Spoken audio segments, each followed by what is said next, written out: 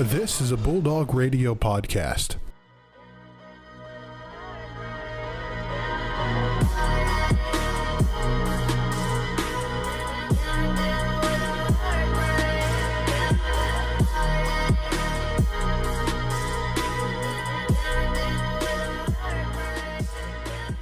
Live from the campus of Ferris State University, it is the MVSP. What's up, everybody? Brandon Worth alongside my co-partner, Joe Nagy. And I'm not going to lie, today it was a rough one getting in the studio, dude, guys. Please be careful. Today was terrible, dude. My car had a fresh sheet of like almost I'd say a quarter inch of ice. That was rough trying to get that off. I had to wake up early to go have breakfast with my parents. I almost died on the way there because it was so icy. My driveway itself, I almost slipped like 5 times. But either way, we made it here. It is terrible outside. You're finally not wearing shorts at least, Brandon. So that's a positive of today. But what's that a positive for? That's a I'm negative. Saying it's just shorts are weird. Shorts in the cold are weird. Yeah, the rain wasn't feeling too appealing to the shorts today. But all in all, the bad weather, we're still here delivering you guys the banger content, and we got a banger of an interview coming up with Ferris State women's basketball player Chloe Idoni that we will shoot you to right now. So without further ado, let's swing it to the interview. Now joining us on the show is Chloe Idoni, Ferris State basketball player. Chloe, welcome to the show. Thank you. Thanks for having me. Yeah, great to have you on, Chloe. And obviously, Player of the Week honoree this week. Congratulations. How does it feel? It feels great. It was the first one that I've ever received. So, I'm proud of myself for getting that honor. There's obviously a lot of great players in the North Division. So, I was really happy about that. You feel a little bit different kind of going into that week? Thought you were going to play a little bit better? Or like what kind of went into the games? It's just like a big stretch for us. Obviously, we normally have 2 games a week, and that last week we had 3. We played Northwood, Purdue Northwest, and Parkside. So, we just had to come in focused and prepared and just take every game one game at a time and show up to perform. For sure. Yeah, absolutely. I mean, coming off of a good win against Purdue, and I mean, really a great presence down low with you and Maya as well. Can you talk about how you've been able to really mentor Maya and being able to share that time down low and bring a new dimension to this team that we didn't see a year ago? Yeah, Maya's a great addition to our team, and we both push each other in practice. She's a great defender and a great offensive player as well. And so it's really nice to have her help me get better in practice, and, I'll help her get better too. We both challenge each other. So, it's great to have Maya and split some time with her. Yeah, and not playing at all last year, what was the toughest part about getting back on the floor after the injury? After my injury, my knee has just never been the same. So I guess just adapting to, the new normal for me and just knowing my limits with it and recovering and just making sure that I'm taking care of my health and being the best player I could be at the same time. For sure. Is there much of a difference kind of with obviously there is a difference, but how much of a difference is it with rehab and kind of recuperating after games? Yeah, it's just being a lot more tedious with my rehab and my recovery. I try to ice after every single practice, lift, and game just to get my knee back to as much normal as I could. And I never had to do any of that before I had my surgery, so it's just a lot more time spent in the training room, but it's all worth it. For sure. Yeah, when it comes to practice, obviously, sometimes you guys practice very early in the mornings. And what's necessarily the routine like, especially for you, getting ready for practices and taking all those pre-measures after your injury?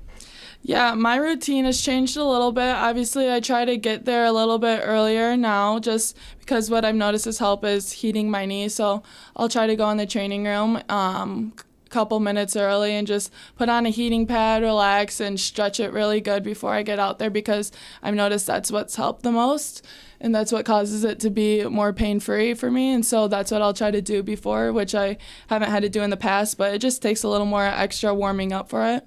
Yeah. I must say, heating pads, extremely underrated, people. Oh, they're the best. Very key, very key. But as fans and, with me and Brandon working for athletics, we're able to, be at a lot of the games and stuff like that. We're able to hear a lot of the fans' reactions to something. And, Ferris fans, they're very vocal, and you can definitely hear them. Do you get to kind of hear much of that when you're down on the court, or do you kind of tune that out, get a little bit of tunnel vision? Yeah, during when we're playing and actually, going in motion, I just tune it out. I can't really hear anything. But during during free throws or like dead balls, I can definitely hear if like fans scream something or have something to say towards us. So yeah, I tune it out, but in those dead balls, I can pick up on them. And they are very vocal. It is funny. Yeah, very vocal, but sometimes vocal for the right reasons. I mean, we saw a great atmosphere, especially at the GV game. What's it been like being able to play in those just absolutely enormous environments? Yeah, the GV game was super exciting just because we had a lot of fans showing up to support us.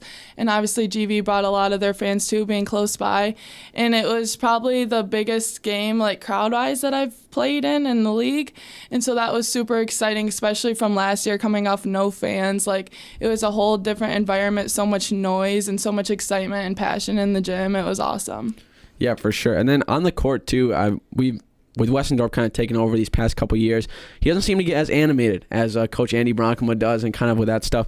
Is there kind of much of a difference in kind of what is he like when it gets down to the wire in the huddle with like those timeouts, as well as like locker room practice, kind of out of basketball situations? Yeah, I feel like he stays calm and collective, but during those times where he needs to get his point across, he definitely will, just like any coach will. And so, yeah, it has been a change, and I do see a difference between Bronkema and Westendorf, but that's just both their coaching styles, and, it works for us, and we just have to adapt to that. Sure. Yeah, and obviously with the team as well, being able to, you guys look like you have great chemistry on the floor and off the floor as well. Especially, we saw a post that you guys hung out for the Super Bowl party. Just talk about what the off-court experiences have been with your team and how great that's been overall these last couple of years. Yeah, in general, like one of the main reasons why I came to Ferris was like that team chemistry and that culture that we have within our program, and we are all best friends off the court too, and I'm blessed to say that because we spend a lot of hours together, and so we just develop such strong friendships. And that's also a key point in our success too, is having that chemistry that translate on the court. And so coach will try to set up team dinners all the time, which brings us all together, and we are already all together outside, but he tries to incorporate that in our team as well. Very cool. Yeah, it's nice to kind of be able to bond a little bit without the basketball being involved. But throwing it back to high school a couple years ago, you were a four-sport athlete there. I mean, although, it was a couple years ago, what was that schedule and kind of consistent games and practices? Did that help you at all kind of prepared for being a collegiate student athlete, and kind of did you find any familiarities between the two? Yeah, definitely. They are both busy schedules because when you're in high school, you're obviously going 7 to 2 probably, and then practice 2 to 5 or 2 to 4, and so that's a busy schedule. You're busy all day and you pretty much have the nights, and so I would say college is different with your classes being spread out through the week, and the times and practice schedules always changing depending on everyone's classes. And so I definitely learned time management in high school, but it's a different time management than I'm practicing here, if that makes sense. And so no, that has definitely prepared me. And just also, going to school and then going onto the court, you kind of have to shut everything off and perform on the court and focus on that. So you can't bring your academics onto practice or games. You just gotta all let it go. And so that's also something that's helped me that I've learned in high school as well. Absolutely. For sure. Stand out at Fenton High School, I'm sure, being able to set single game scoring records, first team honorees in the Flint area. What was that moment of you realized that, I want to pursue a career in collegiate basketball?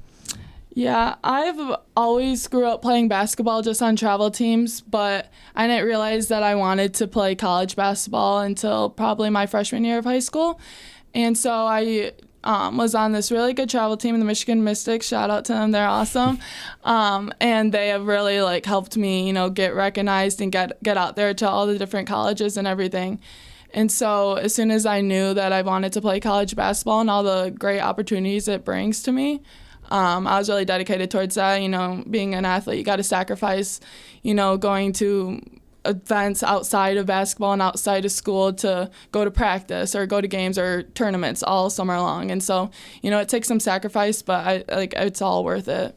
For sure. And with you being a junior, there's a good possibility that you'll be able to witness the fully finished Center of Athletic Performance here at Ferris. Are you pretty excited for that? I'm stoked for that. Yeah, I'm super, super excited to have new weights, new equipment and everything, and that refueling station that I've heard about.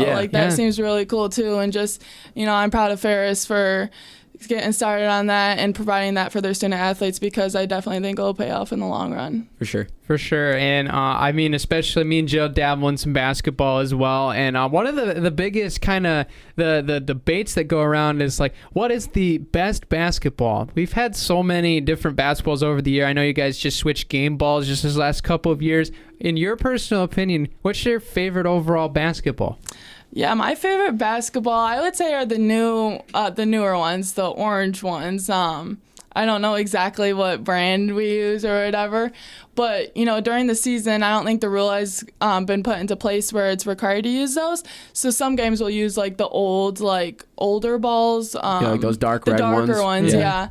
And so, but the newer ones take a little bit to get used to. They honestly feel like a little lighter, and so like you got to get used to them if they're brand new.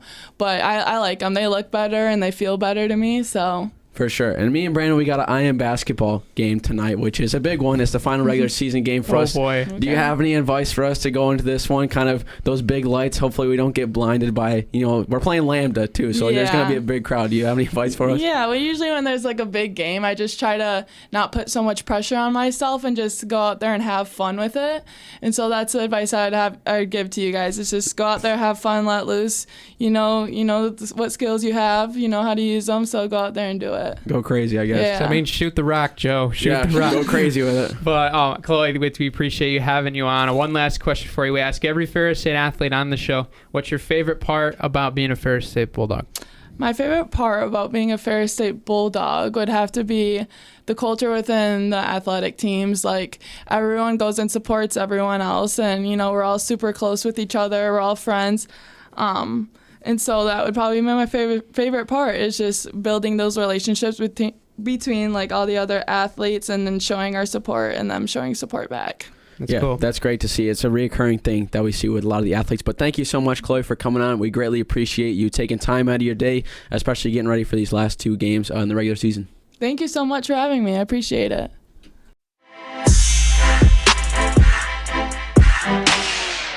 Once again, thanks to Chloe for coming on the show. I know it's a busy schedule that she has, especially with the latter part of the season, regular season coming up for the women's basketball team. But we're going to hop into the Ferris State Sports Report with the review of the weekend, and we'll start with women's basketball. They took on Wisconsin Parkside earlier in the week last week. Couldn't get it done, 67-57 loss. That's not what you love to see, but there was some pretty solid performances from Adrian and Chloe, which is a positive, but some stuff to work on before the next part of the season comes up. Yeah, I mean, going this game, just in a nutshell, it's hard to win when you go 3 of 25 from behind the three-point line. Yeah, that's 12%. It's tough when the ball's not going in the basket. And that was kind of the MO of this game, 33% shooting overall. Sometimes it just doesn't go in. And, I mean, frankly, we didn't do a terrible job defensively. I mean, Parkside were able to hit some shots, just not like extraordinarily better than us. I think they were like 44% from the field, 26% from three. I mean, pretty much a defensive slugfest. We were talking only 19 points in the first quarter. But, I mean, they did a great job being able to take that momentum going into halftime and rolling that through, because in that stretch, I mean, it was I believe if I did my math correctly, 51-29 throughout quarter second 2 and 3. We did make a nice comeback near at the end, but just didn't get enough shots to fall down the stretch. And, I mean, that was just it was just a little bit of a tough one to swallow. I mean, especially looking at the first time we played this team and beat them. I mean, it's hard to go across the pond. I think that's something that a lot of people take for granted on the travel side. But, I mean, still at the end of the day, you're right. We did see some good things. I mean, we saw some great performances nonetheless from Chloe, Adrienne. Some of the other, the backcourt shooters didn't necessarily get their shots to fall, which happens. That just happens. And, I mean, that night was just not one of their nights. But, I mean, certainly got it through 2 days later against Purdue. The shooting either. Like, they basically had the same. I mean, they just had 3 players go over double digits instead of our 2. So I think that was like the main difference for it. And like you said with our backcourt shooters, unfortunate that their off nights kind of all landed on the same day. But, I'd much rather have it now, kind of at the latter part of the regular season, where you can kind of pick it up in these next 2 games and get ready for the tournaments coming up. But we can now go on to the next game, especially with Purdue Northwest, able to turn around 14-point victory, 84-70, when we traveled down to Indiana, following Wisconsin. That was a good one. team stepped it up a lot. Four ladies in double digits. Mallory McCartney with 9. She did good with the assists as well. It's just an all-around good performance. A lot of our bench was scoring too, so I mean, you can definitely tell that it was a good bounce-back game. Short memory too. Yeah, I mean, this was a complete flip as far as especially I'm on the shooting side, but I mean, really, getting to see a lot of the second string coming in and getting good minutes with Deshauna Day, Grace Sullivan, Samantha Krause, Ellie Dykstra, Maya Hiram getting some minutes, I think was huge, providing a little bit of that spark off the bench, and it was a well-needed spark, especially after the 2 nights ago with that loss. But I mean, it was a really big game. I mean, I think it was Courier on the other side. She had a big night with 21, but it really, outside of her really able to lock down the scoring efforts. I mean, I think it was 13 from the rest of the starters. So, I mean, a great job. I think defensively we're seeing a lot of great things from this team, and it's really just the thing that we're questioning is the consistency on the offensive side. Because, I mean, we've shown, especially the progression from last year to this year, I mean, the defensive points per game has gone down. The defensive field goal percentage has gone down. And this team has gotten much better defensively, both on paper and what we see on the floor in person during game day. Yeah, for sure. And that's the one thing, too, is like, especially with the addition, I mean, Chloe not playing last year and now coming in now, she's really gotten that consistency in the second part of the season. I mean, Caden and Mallory, they had the off nights, but you know, usually when one of them's slacking, the other one's picking it up. So it's good when they both get hot in the same games. I think you'll be seeing that in when tournament time comes around. But like when you look at it, like our subs have really been starting to develop a lot too. I mean, Maya Hiram is. Every other game, she's getting almost double digits. I mean, Samantha Krause, when you put her in there, she can get hot from 3. There's been times where she's gotten 12, 15 off the bench just because of beyond the arc shots. And, I mean, you got Amaku Nabaga, too, who's able to be a presence down in the paint as well. So we're really shaping up well. We got Michigan Tech coming up at the end of this week on Thursday. We'll be talking about that a little bit more on next show. But I'm really excited for this squad. Yeah, this team's really getting hot at the right time. It seems like when we look at how the schedule has played out, you got a lot of the tough teams early on in this, and now you got a lot of the good competition, the teams that you know you can go up and play good against and hopefully get a W down the stretch. When you talk about Parkside and Purdue, Parkside didn't go necessarily as well, but now you got 2 good teams that you can play in Michigan Tech and Northern Michigan really to tune up going into like the GLIAC tournament. And with the standings the way they are right now too, like these are going to be pivotal games coming up for seeding, because I know we're in the ties right now, the 2, 3, even the 1 range. We still technically have a shot as of now. So there's a lot of things that can happen. And I mean, frankly, with a lot of the way that this conference plays, it's an elite conference in Division II. Anybody can beat anybody, and obviously we'll talk about that on the men's side here in just a minute, but it's going to be a crucial next 2 weeks. They're going to be at home, so it's going to be even an added bonus. I mean, we do a great job offensively on our home gym, and that's nothing to take against our performances on the road, but having that advantage, exactly where to put the ball in the cylinder at the home floor. You got all of your targets. You know you're so familiar with the floor. It's just a different feeling, and I think a lot of people, like the home court advantage is kind of taken out of proportion sometimes, because obviously teams can be favored, especially at the professional level, just because they're at home, and that not necessarily means that they're a better team, but it's just a different feel when you're at home. Everything just clicks naturally, just much better. But yeah, for sure. And we'll hear some scores from around the GLIAC as well for a lot of these teams. Michigan Tech stayed hot against Saginaw Valley at home, 65-54. Speaking of that home court advantage, Wayne State had to travel all the way to Northern Michigan. They lost, It's won 61-37. Don't know what I'm talking about. Grand Valley keeps it rolling against Davenport, 54-54. A little bit of out of character, low scoring game for them, but Davenport is usually stingy. They're lower in the GLIAC, but it's pretty surprising that they're able to hold within 10 of the Lakers. And then obviously fell to Parkside for us, 57-66. And then on Friday, Lake Superior State took on Purdue Northwest. They had to travel all the way down there to win 62-56. So I think they got their first or second win of the GLIAC season. So that's a big win for them, getting some momentum going into the latter part of the season. And then on Saturday, basically a whole host of games that went on. Michigan Tech played Wayne State, won in overtime, 72-69. So middle of the road for Michigan Tech. They were able to take down a pretty high seed of Wayne State from the GLIAC. Saginaw Valley beat Northern Michigan on Saturday, 56-49. Northwood fell to Grand Valley, 70-61. Grand Valley slowing down a little bit on the defensive side that we've been able to see these past couple weeks.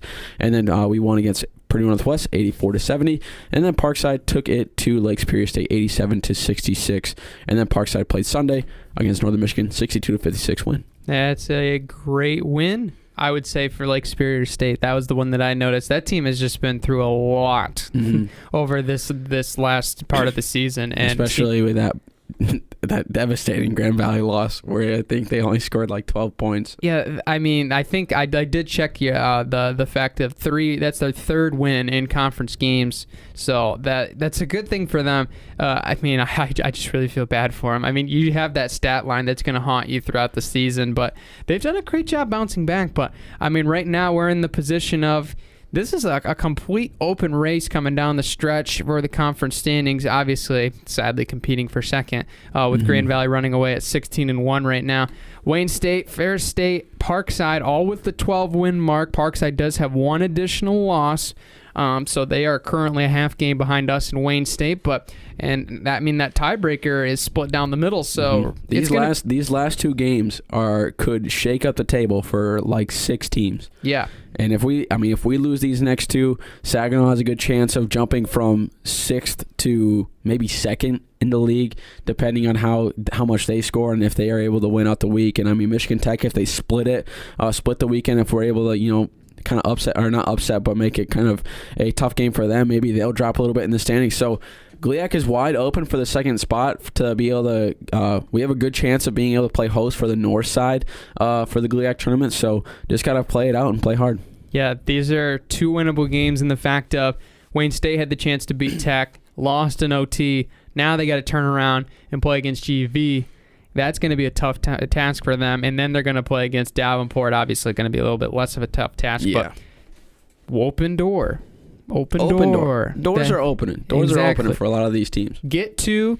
That's the mindset going through this week. But flipping on over into the men's side, a little bit of the same story, just flip the script. Struggling a little bit. Yeah. We are struggling. Thursday was good. I mean, we took care of business. Didn't have the cleanest of games, but got the job done. Yeah, 17-point victory is good, but what happened Saturday? Saturday was not great. It was Purdue Northwest Senior Day, so do give credit. They played out with a little bit of extra juice, but based off of what we've heard, based off of what was said in the interview by Coach Bronkema, from some of the basketball staff, didn't seem like we were in the right mindset of playing at our best level. It didn't seem like the energy was there. It just seemed like I wouldn't call it like a travel lag or something, but there was not the same intensity that this team brought based off of what we've heard, and that's really tough to duplicate when you got such great charisma, especially playing at home, but obviously not able to do so is going to be is going to be part of the test if you want to make a huge run down in the tournament in March. So it's just been kind of a struggle for this team on the road this season. I mean, that's 3 out of 4 now that we've dropped on the road, and that's just not a great recipe for success when you're supposed to be a top tier team. All of our losses, except for Minnesota Duluth, who was 9th in the country when they came here. That's our only loss at home was UMD. So you can definitely tell that the road is going to be something that they're going to be focusing on for these next couple of games. I mean, of course, we're going to be hosting this weekend, but when it gets to March, and if we make the tournament there, what's that going to be like? Are we going to be able to go to different places and win? Are we going to be able to step up? But I mean, if we want to hop into the Wisconsin Parkside game, start off with a little bit of a high note, and then we can kind of dive a little bit more into the Purdue Northwest 77-60 win for us there. So able to get a little bit better with the road wins. Pretty solid performances. Walt Kelser finally had a really good game. Finally, really stepped up there. 24 points, 11 for 17 from field goals. Really kept that going. Not too much on the 3-point side, but he was able to do really solid there. Logan Ryan with 10, Dorian with 12, Lee with 11, and Ben coming off the bench with 8. I mean, not the greatest scoring performances from our bench, but regardless, we were able to play really well. Yeah, being able to see them performing well on the road was definitely a high point, and obviously it's unfortunately a short high point, but I mean, being able to see this team adapt, like we said, that's been the MO of the season so far. We know what this team can do when they're hot. We know that they're almost unstoppable when they're filling it and transition and being able to run their offense just as they wish. But, I mean, when the shots aren't falling, there's been some question marks of how would this team respond, how did they bounce back, and they've shown it. I mean, being able to beat teams on the boards, being able to take advantage off of turnovers, second chance points, and I think the biggest thing in this game was the presence inside. I mean, 38 points in the paint was absolutely huge for this team because that's an element we haven't seen much of from this team so far, and being able to get to the basket, able to let the bigs go to work. Logan Ryan had 10. Veas also added 4 as well. Being able to see those guys having success as well just makes this team even more two-dimensional and even more three-dimensional, and it just opens everything up, and that's just what makes this team better, and that's what we need to see from this team down the stretch. But I unfortunately didn't end up going across to the Purdue game. It was just, it just seems like when you look at the numbers, I mean, I got a chance to listen to parts of this game. It just seemed like everything was just kind of going through the motions, and it wasn't necessarily the full intensity of the high playmaking. It was just kind of it was just seemed really dull. It just seemed like everybody was going through the motions. Yeah. You know, I wasn't able. Yeah, we weren't able to watch it because I mean, I'm not gonna pay for the Bulldog sports thing or whatever because I had to pay like an arm and a leg as a student.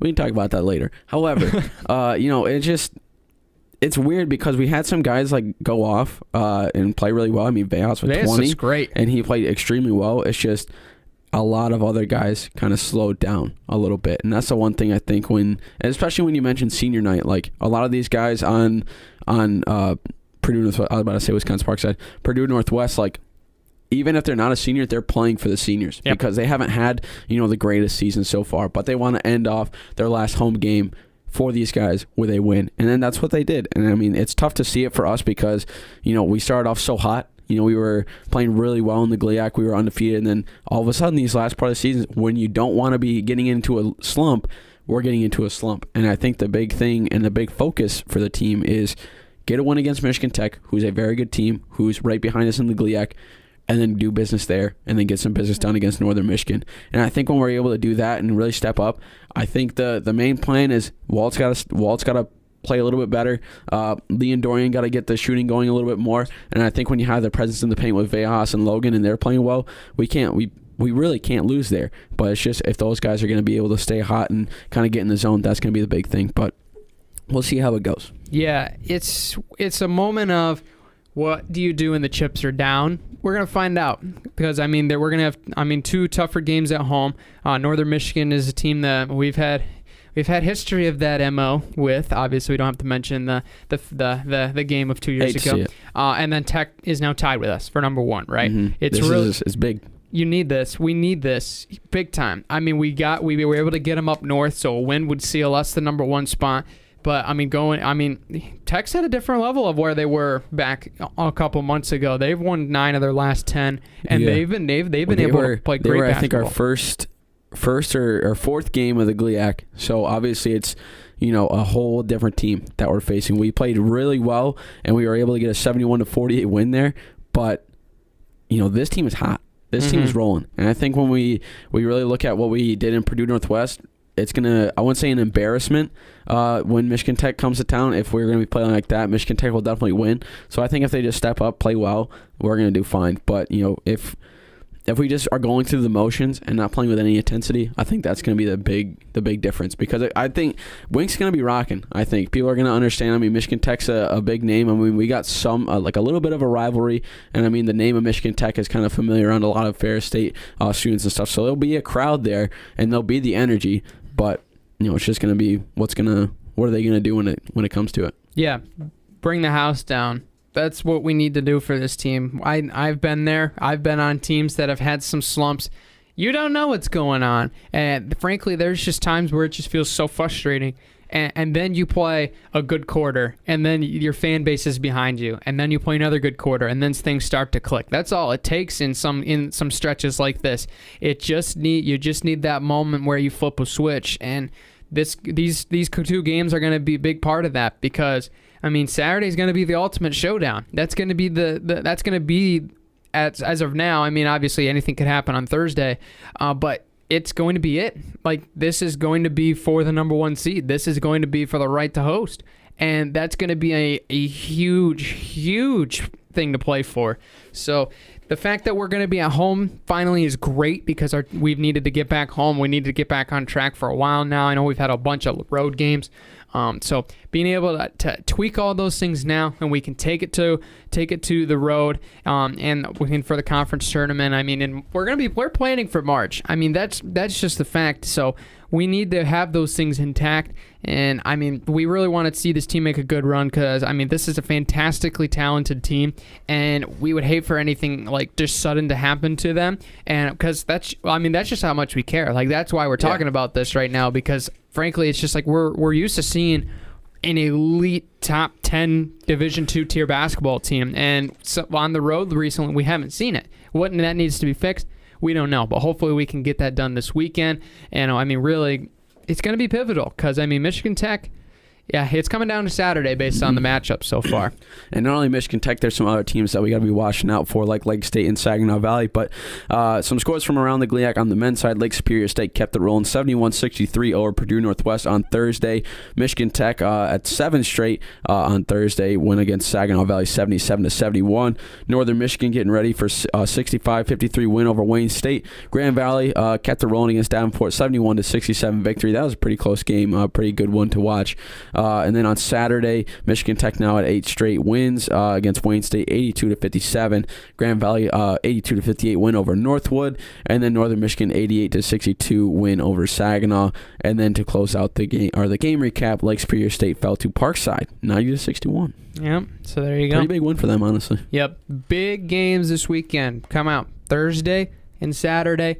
Need them big time. Yes. So come out and support at Wink Arena. I mean, tickets are free to students, so no price excuse, right? So come on out and let's support our dogs to a victory. Yeah, I mean, hey, how many people have Friday classes? Not too much, and it's not even like you gotta show up for the whole time. It's not even like you gotta show up for the whole thing. Just show up for however much you can. Get loud, get up on your feet. Guys need it. When this team plays in front of a packed crowd, it's different vibe, man. Different vibe, man. It's ridiculous. But speaking of packed crowds, you guys delivered this weekend for hockey, and really 2 fantastic games. Ultimately, not falling our way, but we'll talk about that here. Michigan Tech was in town on Friday and Saturday.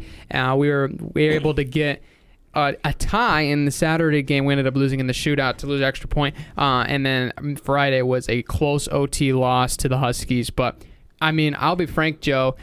This team played well, and I think it was something that obviously we didn't necessarily get the W's for, but I think they deserve credit for how well they played because, I mean, having a Tech team that's coming in red hot basically against us on our home ice and the circumstances that they're in, looking pretty much to lock up the number 2 seed. I mean, I think we played pretty well. I mean, it didn't show necessarily in the result category, but I mean, there was times where we had plenty of chances to get ahead of this team, and just unfortunately none of them fell. Yeah, and I think when you look at it, it's the same old thing that we always talk about. You know, we tied it against Michigan Tech. We had the chance in OT on Friday, but you know, we didn't play well in OT. We did not have a single offensive possession, and they were just in the driver's seat. And then an errant puck kind of bounced off, and one of the Michigan Tech Huskies got the puck kind of an open ice and just let a wrister go, and it was a really great shot, perfectly placed. It was pretty disgusting, honestly, but it was tough to kind of watch and tweet. I did tweet out just the single pain when we lost because that's what everybody was feeling. But then when you look at Saturday, like, we played really well. We did the same thing. We went 4-2 into the third, up by that, and then we ended up, you know, not losing it, but giving away that goal that kind of made it so they would have the momentum going into OT. No scoring, obviously, but then when you get to the shootout, it was tough because I don't really think we had the best order of our shooters. You know, when Stepan came up and was able to tie it in the shootout, that was big because we needed it to stay alive. But I think if you put Stepan first, Noah made a big save on the first round, and I think if you were able to actually make it the first time and kind of stay in the driver's seat there, we would have been a lot better of a situation. But you know, when you got Ergang, who's a great goal scorer, but his hands aren't super great. When you're going to the shootout, you want your guys who have the best hands and the best ability when you got the puck, and you want your best shooters. And you know, when you have kind of the guys who are not the greatest with stick handling, because we don't really have that on our team. We don't have a guy who can just dangle through everybody and go from coast to coast consistently. So when you go into the shootout with kind of that lacking in your team, you're not always the most confident. So I was hopeful and optimistic when we went into this when Stephon scored that, but they just kind of came up when it was OT. OT, jeez. Can I not voice crack once, please? But anyways, when we went to OT for the shootout, that was tough because it was kind of going back and forth. It was a goalie show off, and then Michigan Tech was able to just get one. So that was the tough part about it. Yeah, I mean, it was set up perfectly right on Saturday. It was senior day. It was a gritty game. We're still in it in OT. We have a chance to win it, and who else has the puck but our senior captain, and Liam McDougall. I mean, just not seeing that one go in was just like just a dagger. Marshall and Liam both went off the pipe. So I mean, it's the way you look. It's the same thing in Mighty Ducks. If it was 2 inches to the left, it would have gone in. But if it was 2 inches to the right, it would have missed the goal completely. So you can kind of look the way you want it to with that one, but. That's the tough part about it, too, because earlier in the game, I mean, you had, I think it was Blake Evanow had a breakaway that he kind of lost the puck on. Liam had 2 breakaways that he lost the puck on. So when you look at those chances and we just scored 1, we're up 2 in the third, and it puts even more of a gap for Michigan Tech to go for. So a lot of missed opportunities I think you can look at to, not blame the loss on, but a lot of missed opportunities to work on, especially for Northern Michigan coming up. But I'll tell you what, Michigan Tech fans, ridiculous. I think half of A-Women had to be Tech fans. Yeah. Because they had some chants going that were loud. I mean, also, Dog Pound, can we actually be good for once? Like, can our student section actually get up and chant and actually be ready for it for once? But I don't know. That's the one thing that I had kind of an issue with. But I'll tell you what, if you're a student at Michigan Tech, I bet those student section in those games are ridiculous up there. Oh my goodness, I couldn't even imagine just the atmosphere that's probably up there. But I mean, really, when you look back at this game, I mean, everyone's going to point to the third period, right? Especially in both games. I mean, 4-1 was the combined score. Tech got us in the third period in both games.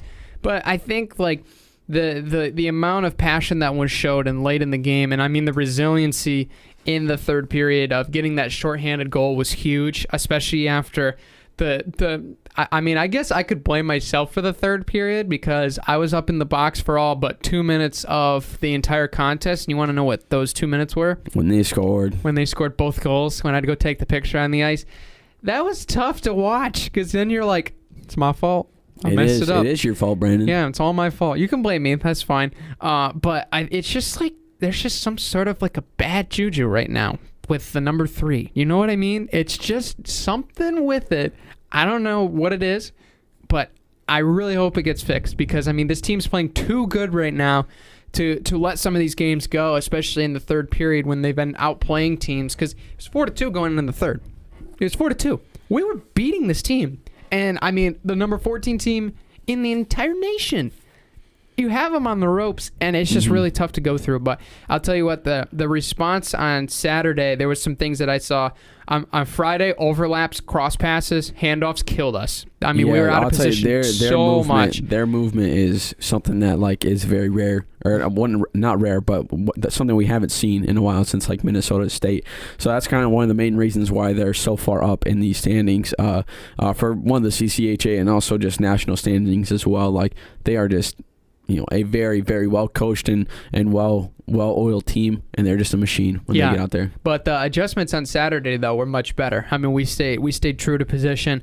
But their defense definitely showed in the first game. But, I mean, the second game, we were getting at them. Like literally, I mean, everybody's just going to be like, yeah, third period, let up, whatever. But there was improvements that were shown big time from Friday to Saturday. And that's something good to see because especially when we're going into 2 or 3 game series, you got to make a changes because you lose 2, it's gone. Season's over. Yeah, and I mean, especially with the standings, looking at it right now, Minnesota State has clinched the regular season championship. They raised the McNaughton Cup last weekend. So they're going to be finishing the season.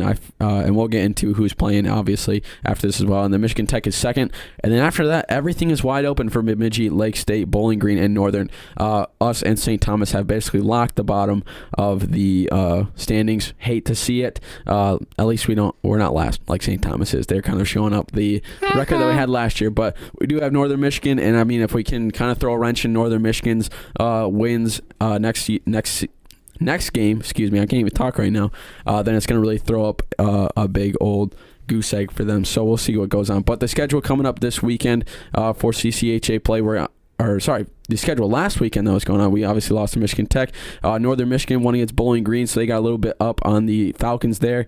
Lake State beat St. Thomas split the games against St. Thomas 2-1 the first night, and then able to come back 5-1 the second night. And then Bemidji fell to Minnesota State in both games in the combined score of 10-2, 5-1 both nights. So it's basically wide open for the middle of CCHA. Yeah, this last week's going to be huge, and these Northern games, it's get the momentum. Get the momentum going back into CCHA play. So because we're playing Michigan Tech for the opening, so we gotta play good. Like that's all I'm gonna say. We played them first game. Obviously, what happened. Played them close. We played them even better. Played them harder. Played them smarter the second game.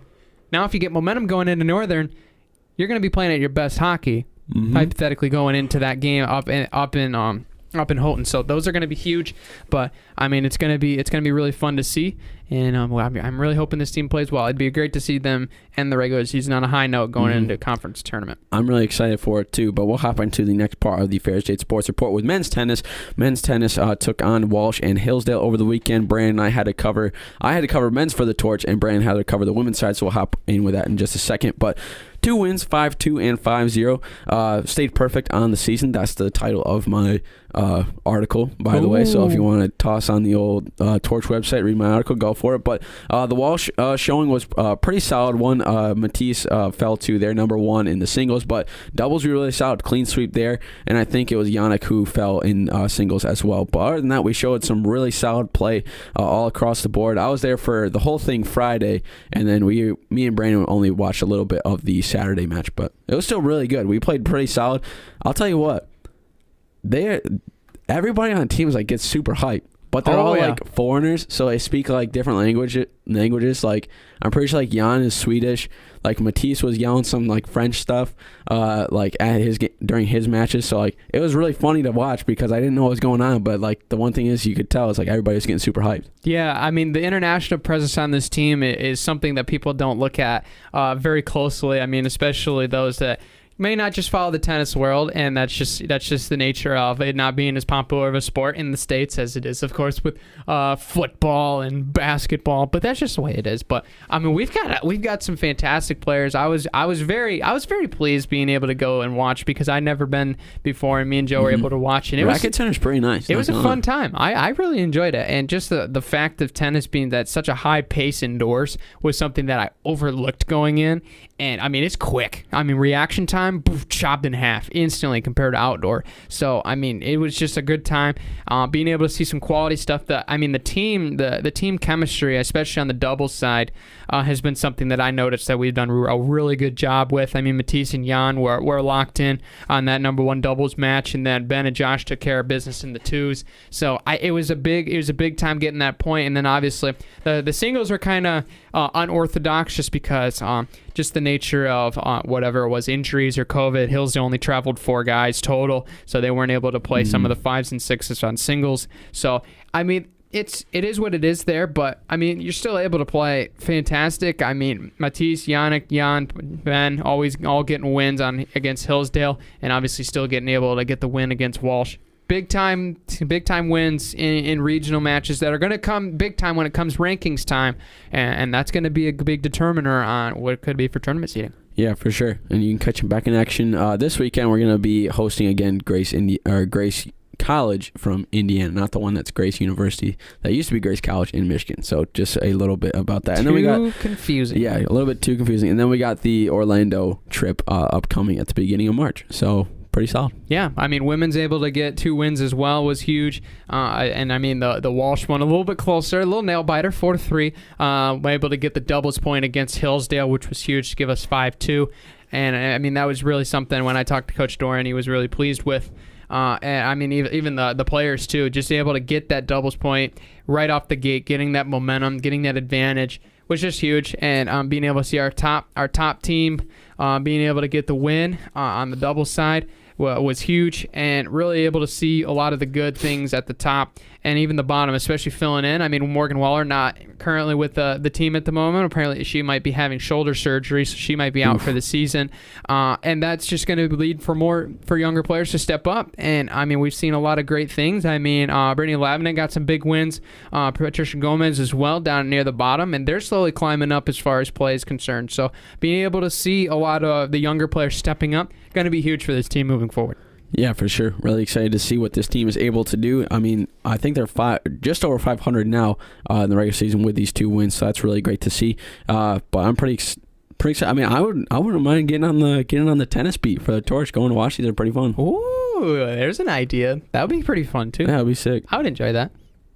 Sunday with you and me hanging out at the Racket Center. Yeah. Only request, can I get some food before we go? Yeah, true. I was starving. I was going to stay a little bit longer, but I was like, dude, I have not had anything to eat right now. Yeah, I came straight from service, and I was like, do I go get some food first? I didn't, and then, 2 hours in, I was like, yeah, I wish I would have went and got some food. But, hey, if you got the food and you got the time, go watch tennis. Super fun, super relaxed, and it's really enjoying. And I really enjoyed it. But anyway, moving over, Saginaw Valley State was the site of the latest track meet. Our teams did really well in their final tune-up with conference races coming up this weekend. Dakota Simpson, dub in the 400 meters. Ray Lee was second in the 60, a loss to a guy that hit national qualifiers, so nothing to sleaze that. Also, he was fourth in the 200. Donis Harris second in the 3K. Just lost to a guy from Oakland, I believe, if I remember correctly. Dan Hardesty was 8th in the mile, 423. Noah Griffith 7th in the 3K as well at 850. A couple sprinters finishing in the top 10 in the 200 and the 400s, as well as on the women's side. Miranda Copley winning the shot put. Great to see that. Claudia Wilkinson second in the high jump. Danae Felschbach second in the 800 at 217. And also a couple other great finishes in the 3K and the 4x4 for both teams was great. So good things to see going into GLIAC Senior in Allendale this upcoming weekend, Saturday, Sunday. And really good stuff coming. I'm really excited to see what this team does. And I mean, we're peaking at the right time. And really, it's going to be interesting to see how well we can finish here and get that momentum to move on in outdoor.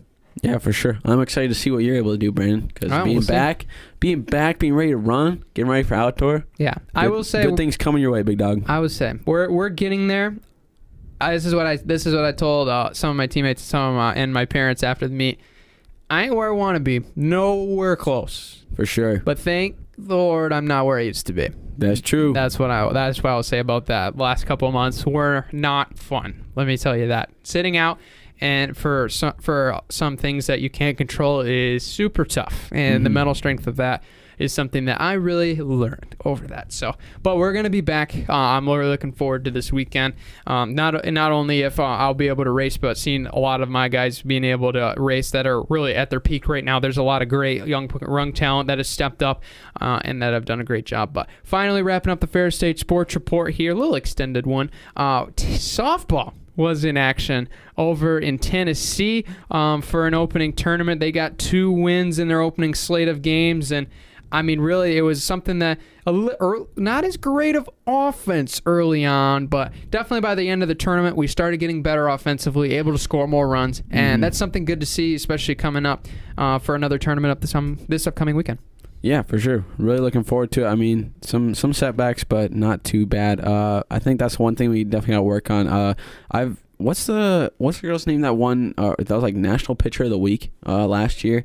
I know that she's talking like about Cleveland. Yeah, I think she's having surgery, so that's like the one thing is we're missing one of our best, or she's like nursing his shoulder or something like that from what I heard from somebody. So she's obviously missing one of your best pitchers is not always the best. So we're definitely gonna have a good tournament next weekend, especially. I mean, McKendree's going to be there again. We did lose to them 20-0, so I mean that was unfortunate. But they're a tough team. I think a bounce back game, and it's going to be a good test for the second time. But we've had a lot of bright spots, a couple of low points. But I think when we when we're sure, like, when we can get the bats going, we can get the bats going. And I think that's the big thing. Because, I mean, when we play Missouri S&T and you win 10-2, that's a pretty big thing for your offense to be able to pick it up. So it took a while for the tournament to be able to wake our offense up. But when we did, we let everybody know we're here. Yeah, it just took some time. That's all that was needed. And now you just build off of it. And these games, like, sure, they count in your record. Do they? It's their exhibitions in the tournament, and half of them were indoor. Like this upcoming tournament's gonna be indoors, so it's not gonna be the same exact aspect that you'll see later in April and May. So and here's the thing about it, like especially with you and me playing baseball. I mean, obviously baseball and softball are two. It's very different. Like they're very similar, but batting is like the biggest difference or whatever. But when you're spending all of winter doing live ABs in the cage and you're kind of just like tunnel vision on this one thing, there's a big difference for when you go up to bat when you have like the open field to play with compared to when you're just in the cage. And I think that's a big thing is like when you actually get to game time after the off season or whatever, you get a little bit not antsy or worried, but you just get a little bit, of like butterflies in your stomach. And when you get those, it's either a good or bad thing for a lot of people. I get excited for it, but some people might get a little bit nervous when that happens. So the one thing is to look forward to is we're just going to get better from here. Improvement is the one thing, and we don't start GLIAC play for a couple more, about a month and a half, I think it is, or maybe 2 months, I think, because we don't really start until after we get back from spring break. But it's going to be a good time either way. Yeah, and I mean, being able to see like Paige Courts getting Player of the Week was definitely a high spot for that team as well over the weekend. I think that was really cool to see. And even like our honorees for Scholar Athletes of the Year was even just as cool. I believe we had 4 total amongst the GLIAC selections, the most honorees of any school. Rise with us, baby, for the fall of 2021. So Lira Ordipo for the football squad was able to get the honors, as well as Katie O'Connell in volleyball, and then Bree Rogers and Grace Verhage got the soccer honorees for the school. Very cool to see. And I think that definitely is something that like we don't necessarily cover as much on the show, which is just as important. And I mean, with the fact of the impressiveness both on the field and in the classroom, I mean, that's what the student athlete is. But I think that's something that goes kind of beyond the public eye as much as how much schoolwork and great things that our athletes are doing. I mean, the fact of a lot of these honorees had over 3.5 GPAs is certainly a cool feat. So I was really impressed, and I mean, I know there's a lot out there that were in the running for this award as well, and I mean, they can't give it to everybody, but still, an honorable award for our Dogs. Cool to see. Very cool to see, and I think a little bit longer of a Ferris State Sports Report. So you want to cut the show right here? Do we? Maybe we do. It's sad, but I think that could be it. Yeah, I think we'll cut it right here, folks. Thanks so much for listening. Joe's doing the outro. What is this? This wasn't really happening, but thank you so much for listening. Follow us on all of our platforms on podcasting networks, as well as Instagram, Twitter, at the MVSP. Huge thanks to Chloe for coming on the show. Brand, it's always a good one. It's always a good one. If you want more pro sports content, tune in on Thursday. Me and Joe will get back on track. Trust me, we know the fans out there that love the pro sports and college sports content, so we'll be back to that Thursday, as well as check out our latest YouTube video. Me and Joe talk about how a disaster of the Super League was, and that was a good conversation. A blast from the past. That was 10 months ago? Dude. No way. Bonkers. We've been doing this podcast for too long, dude. Yeah, we are. Not like this chair, I think, has the indents like this perfectly. Chair has my butt print, definitely. For sure, but yeah, you know how it is. It's still a good ride, and if you guys still want to listen to us, I guess we'll keep talking. But anyway, until next time, guys. Take care, everybody.